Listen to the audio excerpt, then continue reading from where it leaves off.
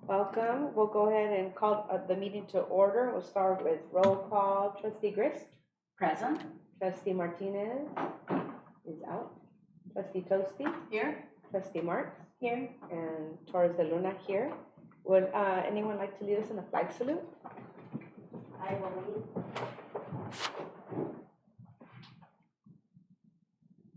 Ready to salute? I pledge allegiance to the flag of the United States of America and to the republic for which it stands, one nation, under God, indivisible, with liberty and justice for all. Thank you. Do we have a motion to approve the agenda?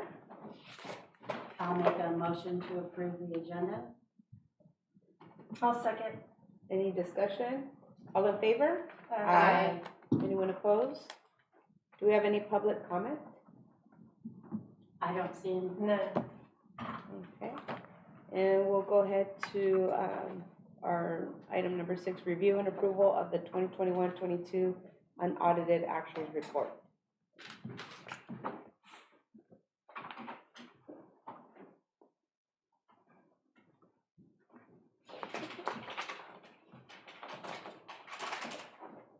Good evening, board members, superintendent. We have a PowerPoint presentation that we attached to the agenda, so I'm hoping that you've had an opportunity to look at it. But if you haven't, we'll go through all 5 pages of it. Okay. All right. So this is the unaudited actuals. And as a reminder of the budget calendar that we talked about at our last meeting, we are now on the bottom of that budget cycle. We did the 45-day revision last time, which is the second bullet there. That was for the current year that we're in right now. And now we're at the bottom of the cycle for last year. Up until this point, we've been talking about budget. Budget is a roadmap, tells us where we want to go and how we want to get there. It's always going to change. The actuals is looking back on that GPS to say which turns did we take and where did we end up. Page 108. And Board it's members. page, 108. there you go, it is page 108 for the board members. Okay. So I have prepared an analysis, a side-by-side analysis between the estimated actuals. That was presented to you when you adopted the budget for the current year. Next to that was the estimated actuals for last year, estimating where we thought we were going to end up being. And then in the peach color there, you can see where we actually did end up for the year. So just bringing your attention to the bottom line in the blue column, at the time you adopted the budget for the current year, you felt like you were probably going to be deficit spending in the prior year by $4.7 million, almost $4.8 million. And at the larger object level of information, we'll go through each one. For the local control funding formula, we actually improved our position from where we thought we were going to be. And that was specifically from the Education Protection Act funding. Once the budget for the current year was signed, the legislature, the Department of Finance go back and they take a look at the money from last year and they adjusted up the EPA. So we got more money in our Education Protection Act funds. Other state revenue, and the details of this are on the next 2 pages, but I think it's easier if we look at the chart and I just kind of go through it with you. Okay? So we did a calculation under other state revenue for our final lottery funding. We got final numbers from School Services of California for what the total lottery funding for the current year is going to be. We compare that to what our annual ADA is, and that resulted in a little bit of extra money for us. The other local revenue, there was a single item that was budgeted in 2 different places, and the funds actually came in our in another fund, in a restricted fund, which was the special fund for capital outlay. But we forgot as a district to take it out of this fund, and that was about $300,000 of funds that came into the district that didn't actually come into the unrestricted general fund. The other $200,000 of that is an accounting adjustment that we need to make for our auditors to show the decline in our investments with the county auditor treasurer. It's nothing that actually affects the district. It needs to be recorded at the year end every year, but it doesn't affect any operating items that we have. Then you'll see it reflected in our audit report when that comes out in December. And then we actually came out a little bit more positive on our contributions to restricted programs. And those are two particular programs. One is special education, and the other one is routine restricted maintenance. So the special education funding, we received additional funds from the SELPA closer to year end, and so that improved our position. The other thing we did is we did the annual year-end true-up calculation on routine restricted maintenance to equal 3% of total expenditures, which then also allowed us not to have to make as large a contribution as we had initially intended. Going down into the expense categories, working with certificated, classified, and benefits, employee benefits all together, the change in that was 1%. That's really good for a district our size. Now, individually, certificated salaries to classified salaries, there were ups and there were downs, and benefits were up. But if you take all three of those categories between what we thought we were going to have at estimated actuals and where we ended up, there was only a 1% difference. I'm pretty excited that you guys came that close. That's really good.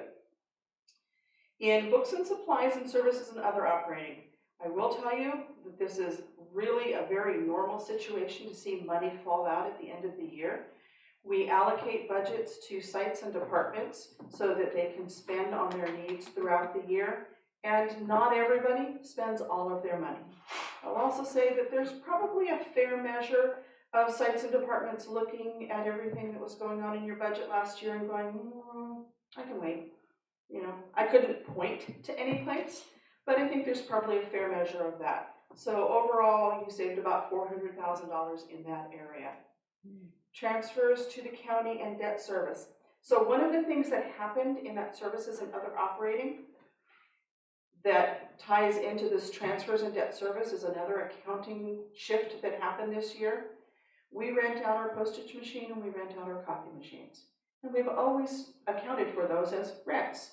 Well, accounting guidance came through and it needed to be reflected in our books so that it could be reflected in our audit report that those are now leases. Whether or not we agree with them or not, we made the change so that we were in alignment with that accounting pronouncement. And so part of the service and operating went down by about $58,000, and then the debt service went up by $58,000. There was no additional expenses, it just got shifted by category. Indirect charges. So the state of California certifies each district's indirect rate, the rate that they can charge categorical programs for an overhead type of a cost every year. We went through in our closing and we applied an indirect to every categorical program that allowed it, which meant we collected an overhead fee from every categorical. Now, I don't know that that was necessarily planned initially, and you can see that we went up by about $349,000 at year end. It's kind of a revenue, even though it's down there on the expense side, but it accounts for the additional administrative burden that is necessary to run some of these categorical programs. So it pays the district back for that administrative, and it becomes an expense on the categorical side.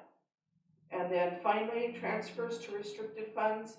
We trued up our city, the city facility lease fund. We trued that up this year to make sure that we would end up the year correctly.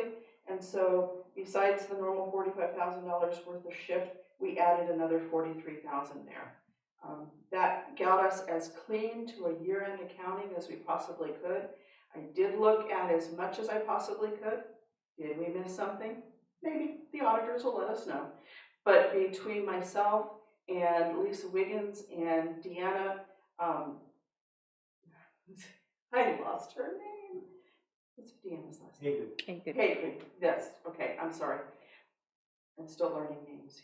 It's one of my shortcomings. Between the three of us, we looked at as much as we possibly could, cleaned up as much as possible. My approach to the year-end closing this year is if it belonged in last year, let's make sure it doesn't carry forward into this year. We already know last year was bad. Let's keep as much back there as possible and go forward as clean as we possibly can. So we have made as much movement in that area that we could. So fund balances and reserves, let me go ahead and move that forward. Very good. On the fund balances and reserves, at the end of June, the board passed Resolution 26-2122. And that resolution stated, among other things, that the board wanted a 10% reserve. And if we ended up with reserves that were above 10%, we would start holding money aside for various different things. So the first step was to identify what a 10% reserve is, and that's $7.9, almost $8 million this year. And then to take a look at what the available reserves are. So from the available reserves, we pull out what's called non-spendable. And revolving cash, while it is spendable, it's not spendable as in it can be put up in the budget up above. It's for emergencies.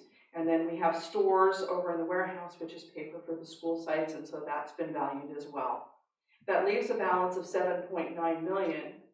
We clearly can set aside the 3% that's required by the state of California for a district of our size, and that left $5.3 million for making progress towards that 10% reserve.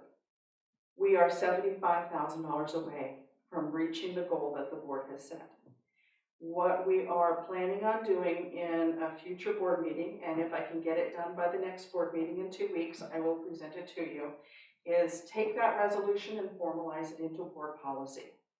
So by doing that, we will add to our board policy 3100 on reserves that states within policy and not just resolution that 10% is where this board wants to go.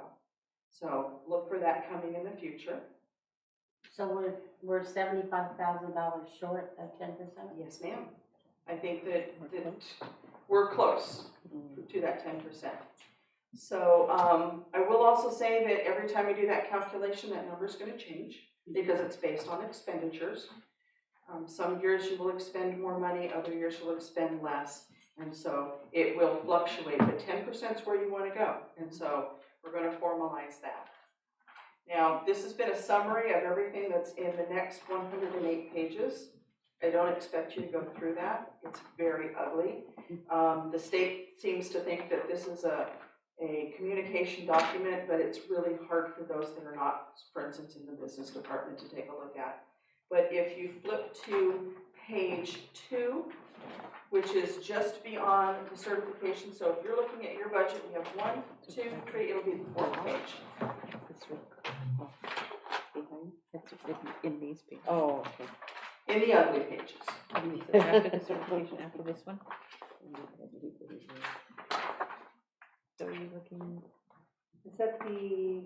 what, At the top, expenditures it by says line? net increase, decrease in fund balance.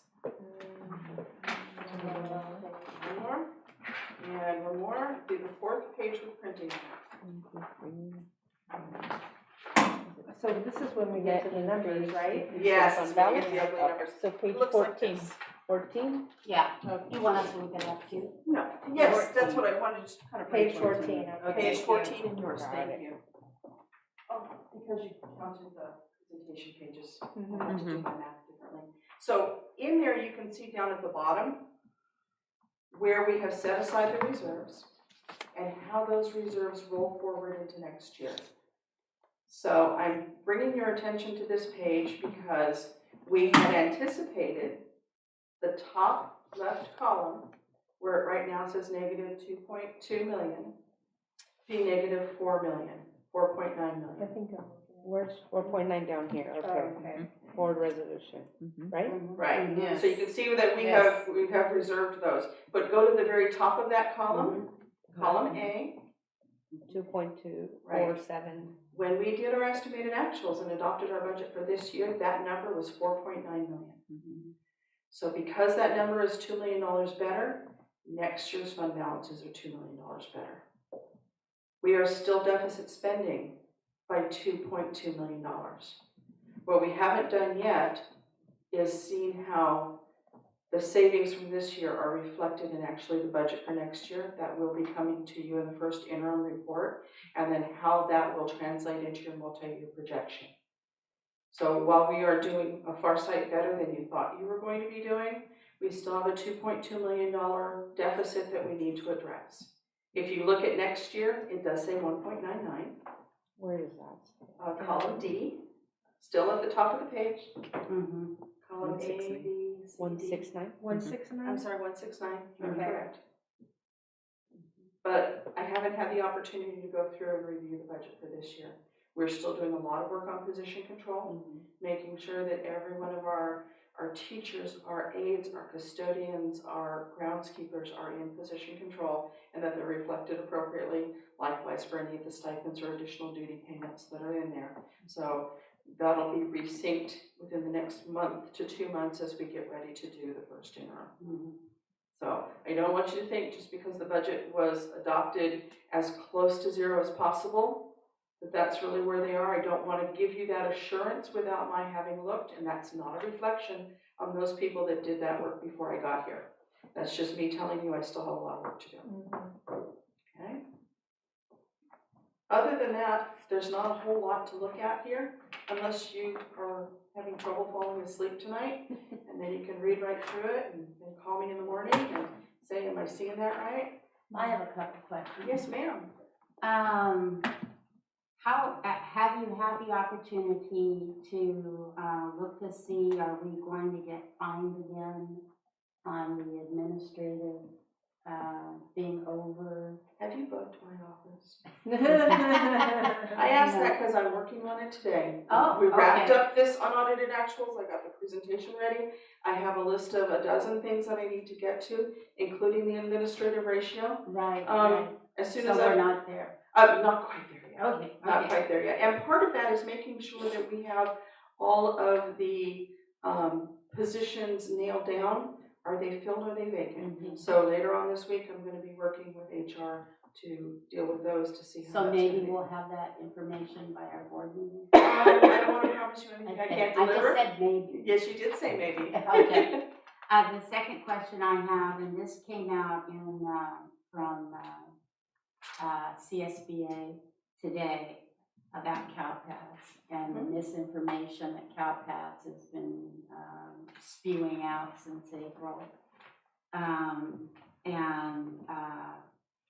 I guess their new website is incorrect about information that is, I don't know if you saw it, was a blurb that they. I didn't read it in detail, but I did see it. Yeah, well, anything with CalPADS, I always look because it affects special ed as well. And one of the things that came out, besides the misinformation on like suspension rates and, you know, what happens on the dashboard, which affects everybody, but also, and how much money we're going to receive. So, can't speak specifically I know, about that. it came out today, Yeah. so I'm just throwing this out. I would say that every year they have hiccups and road bumps. Well, this is a new program that they came out in April, which they didn't test drive correctly. State.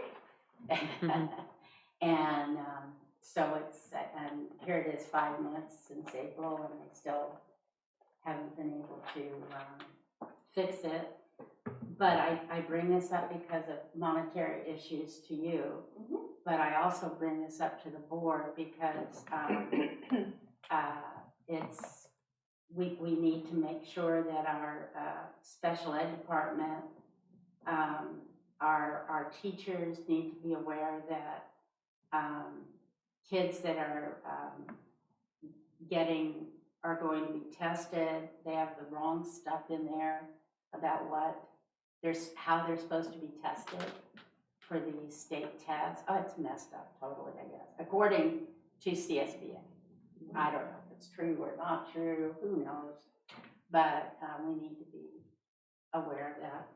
And then one other thing that I read in another, and this is something that affects our budget greatly, and it's something that we as a board need to start, and we need to get our labor partners on, is that we are spending out of our payroll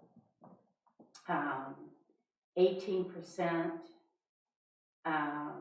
out of our STIRS and 20% out of our PERS to pay for pension. out of our payroll tax. So that's 38%. Now, we always had to pay something, and I was hoping you could tell us what was our historical, what we used to pay before it got all kind of jacked up, How but far in history you wanna go? Used to be you didn't have to pay anything for PERS at all. Right now it's 28%.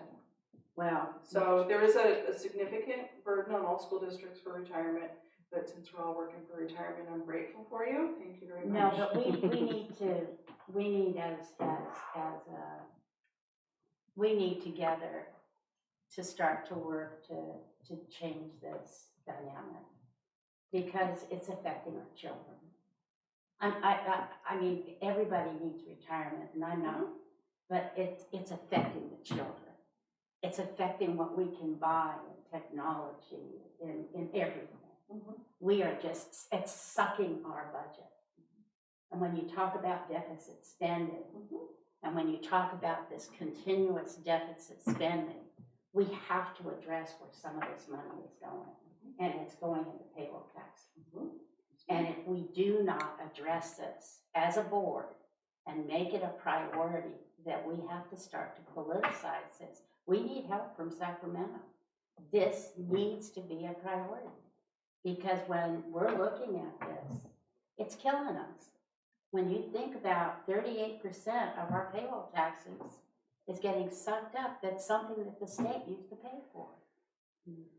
And I know we have a meeting to go to and everything else, and I'm sorry to take your time, but this should be on our radar, because these are things we have no control of unless we start to make it an issue. Sorry. No, quite right. No I think argument. it's good you bring up, I mean, I appreciate that you're telling us these things that you're finding out that we should be looking ahead to. So I don't think it's a waste. I think I'm digesting what you're saying. It's something that the state used to pay, and now they're making the local district pay, and who really pays is our children. Right, because then there's not enough money for other Right. things, right? And so it's taking away from our kids. Yes, ma'am. I'm no financial guru or anything, so this may sound like a stupid question. If we're having to finance it, is there any way that we can invest to get a higher rate of return or something like that in order to For what, I'm sorry? pay this? I mean, is For the there a retirement? way? Yeah. No, because Okay. they're both mandatory, and so we don't have a choice as to where it goes. I will say that PERS in particular is one of the strongest retirement plans in the state of California, even though it does cost us as much as it costs us. You can certainly write letters to your legislators up in Sacramento. It would not hurt. Wouldn't expect a whole lot of change, because one of the things that the governor has said is, I gave you a 6+ COLA. You have plenty of money to pay for that. It truly is the attitude up there in Sacramento. That's why there was no relief on pension this year. So it is a cost of doing business. We also pay for Social Security for classified, both the Social Security and the Medicare. We pay for Medicare for teachers.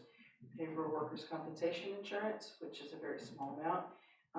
So there's a lot of different things that we pay for, but certainly the retirement is expensive, and it's in here. So But it used to be something that the state paid more of, and they've shifted it to the cost of the district, and I'm sorry, I think that's still a state cost. Thank you. Any other questions? I just have, can you go over just ABC style, back to the page 112, attaining the 10%, yes. right? So I just think it's worth all of our while to just, especially for me, Certainly. I'm trying to understand. Okay, so the reserve percentage tutorial. Okay, we calculate the reserve percentage by looking at the total amount of expenditures that the district makes in any given year, regardless of whether or not it's unrestricted or it's restricted. We total them all up, so that'll be found in column C in those pages before the page you're looking at.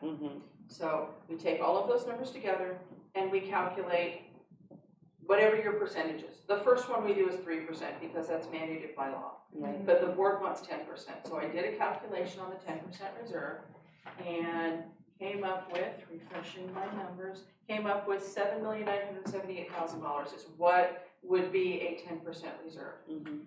You can see, you're looking at that fund balance section, column A, section F, I think it was still on page 11. Oh, way back. Yeah, I'm sorry. Right after the PowerPoint, the third ugly page. I think our books are reversed. Oh, are The they? So PowerPoint's PowerPoint's at the back. the last. But the one we were looking at. The one you were Got looking it, at, okay. right? It showed the board resolution 26. Right. Okay. So just above that, in section F, line 2, I'm trying to be cognizant of your time.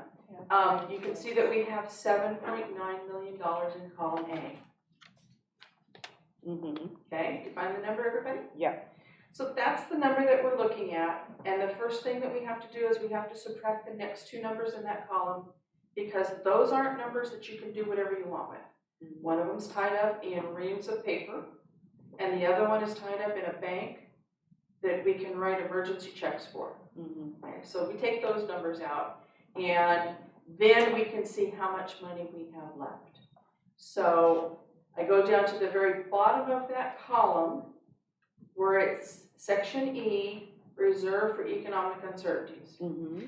That's the part that I'm required to put in for 3% for this district. Mm-hmm. Everything else above that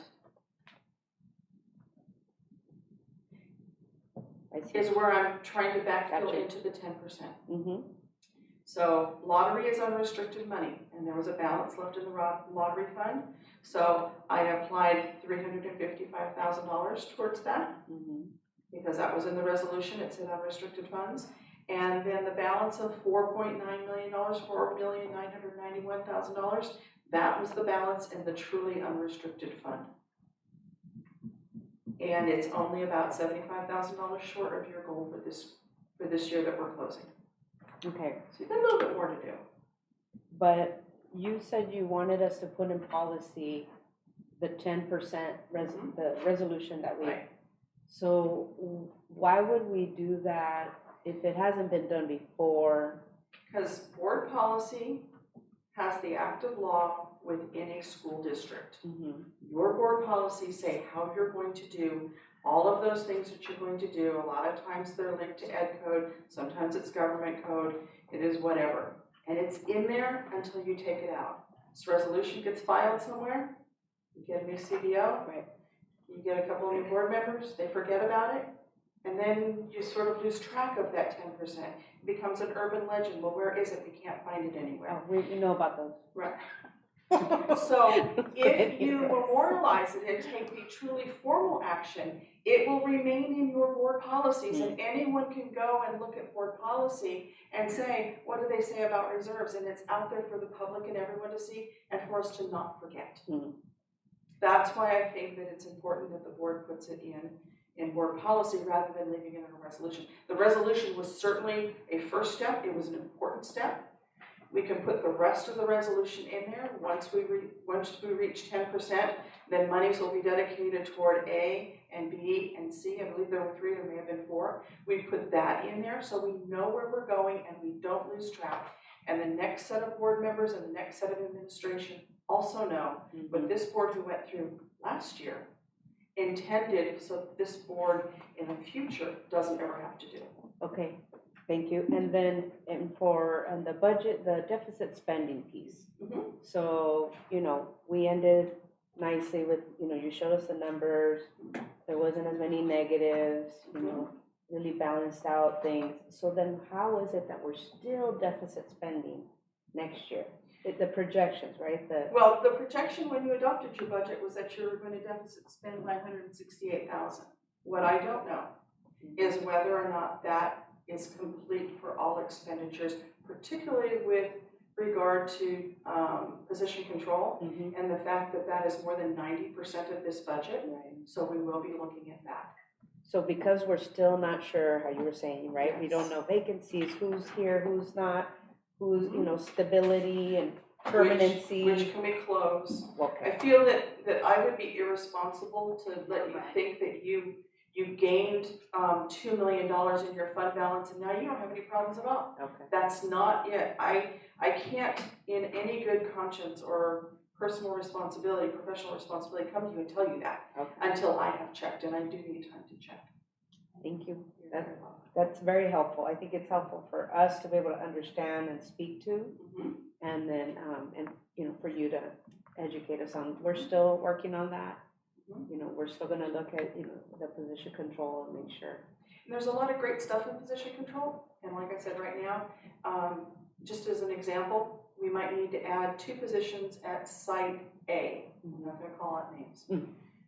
Because they have a growth in population, but those are teachers that we're not hiring off the street, those are ones that are moving. Okay, well, they just left over there. What's that population look like? And we call that the domino process. Until those dominoes are all backfilled and we know where those vacancies are and we have double checked that we don't need to fill those vacant positions because students used to be at these schools and now they are spread out more in the district and we don't know what we need to close.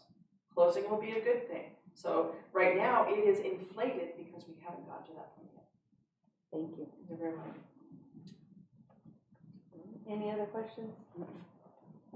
Thank you so much. Let's stick around for the next one. We'll do it in 60 seconds or less. Okay. So the next item? Yes, I thank you. just want to make sure you're ready. Yes, The next item is the Gad Resolution. Back in the 70s, the Jarvis-Gad initiative, you all are mature enough to remember that, put a hold on the growth of property taxes within the state of California and the spending of the state of California. Every school district in the state of California is a component unit of that state. And so we have to report our total expenditures and do this calculation, which means nothing to us. I have never known a single school district where this affected it. I'm not saying it hasn't. I've just never heard of one. We report all of this. It gets sent to the state of California and they get to spend more money. It's a That's historical affected us, and we went from number 5 in spending for pupil spending to number 47. Okay. Maybe. Really, the only thing that this does is allow the state to spend more money and as part of that whole conversation. So we pass a resolution every year that says we've done that calculation and this is the limit on our spending, what we spent this year and our limit on our spending next year. The state of California can then, when they get our report, say, oh, we didn't spend really that amount of money. Oh, good for us. And then they go off and they do what they do. So every year we'll bring you a resolution, we'll ask you to pass it. It's already been included in the unaudited actuals that you've done, but we need to go through the motions of doing it separately. Right. So I will ask the board to approve that. Okay, do we have a motion to approve the resolution number 10, 2223? I'll approve the resolution, number 10, 22/23, the established appropriations limit. We'll make a motion. Make a Yes. motion to approve. Thank you. Yeah, thank you. Second, I'll second. discussion? All in favor? Anyone opposed? Okay, thank you so much. And next on the agenda, we have announcements, reminders. And the only announcement is we have a school meeting at HDLA tonight at 6:30. Kathy, myself, and superintendent will be attending. Any other reminders? Okay, do we have a motion to adjourn? I'll move that we adjourn. I'll second. Any discussion? All in favor? Aye. Anyone opposed? Okay, thank you. See you all next time.